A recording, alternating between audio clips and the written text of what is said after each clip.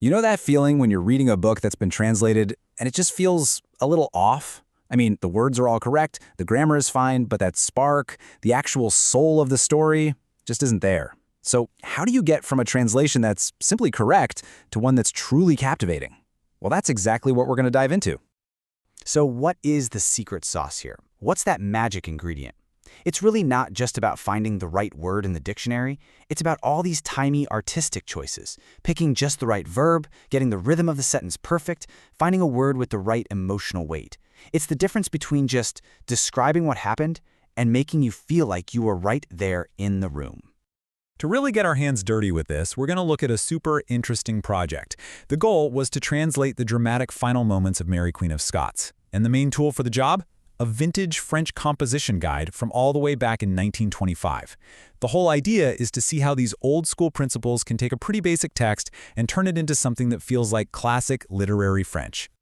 And listen, this isn't just any old text. We're talking about the execution of a queen. A moment that is absolutely packed with courage and fear and high drama. If you just did a simple word-for-word translation, you'd lose all of that gravity. The language has to carry that immense emotional and literary weight. Okay, so step one was to just get a baseline down. A totally literal word-for-word translation. And yeah, it's functional, it tells you what's happening, but it just has no flair, no emotional punch. You'll see what I mean when you hear it. Avec un grand courage, elle se jeta à genoux. Elle offrit son cou au bourreau. Le bourreau lui-même fut ému et porta son cou d'une main mal assurée. See, it's correct. It's perfectly clear. But does it make you feel anything? Not really. It's just information.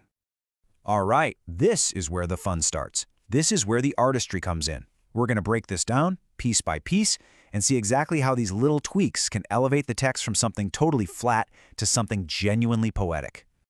So take a look at the very first verb choice. The first draft says elle se jeta à genoux, which means she threw herself on her knees. It sounds kind of violent, uncontrolled, right? But the revised version is elle se laissa tomber. She let herself fall. That suggests this conscious, dignified surrender. It's a totally different energy for the exact same action.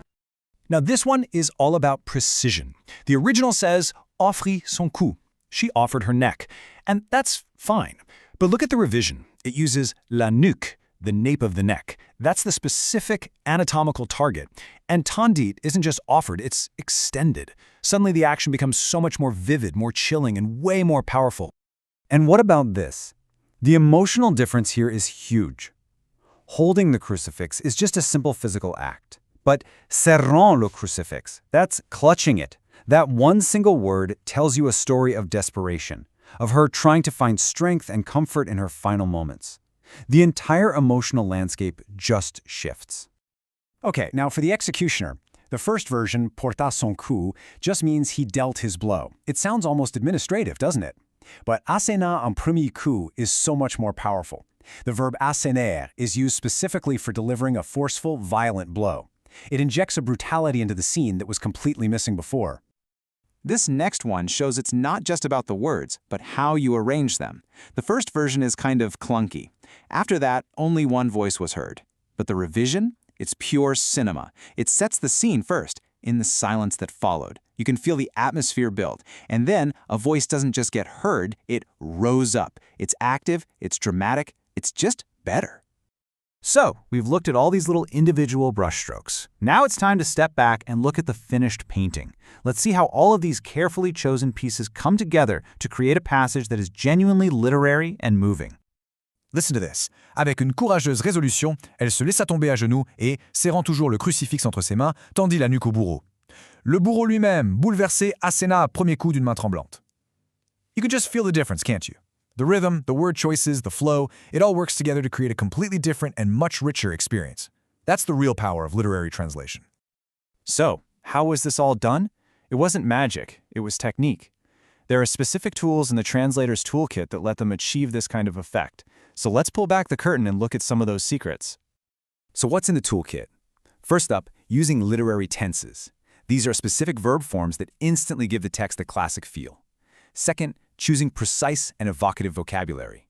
Remember going from just neck to the nape of the neck? That's a perfect example. Third, crafting elegant syntax. Building atmosphere with phrases like, in the silence that followed. And finally, it's all about rhythm and flow, making the sentences just sound beautiful when you read them. Okay, so I mentioned literary tenses. Here is a fantastic example, the subjunctif imparfait. You basically never hear anyone speak like this today, but in formal writing, it's a huge signal. Using this tense is like a little time machine. It instantly transports the reader back to the world of 19th century French literature. It's one of the key ways to create that timeless literary voice. And all of this brings us to one last really provocative question. When a translator makes all these deliberate artistic choices, when they enhance the rhythm, deepen the emotional impact, and sharpen the imagery, is it possible for a translation to become a work of art in its own right? Could it in some ways actually be better than the original? Definitely something to think about.